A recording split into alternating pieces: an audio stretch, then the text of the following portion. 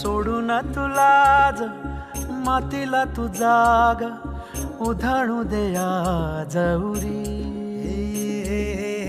उजाडू दे आज साकड हे माग होऊ दे पहाट नवी.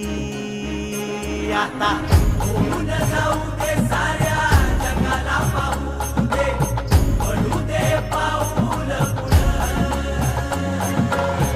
जरी काट पाया खाली लाकड्याला येऊ दे पडू दे पाऊल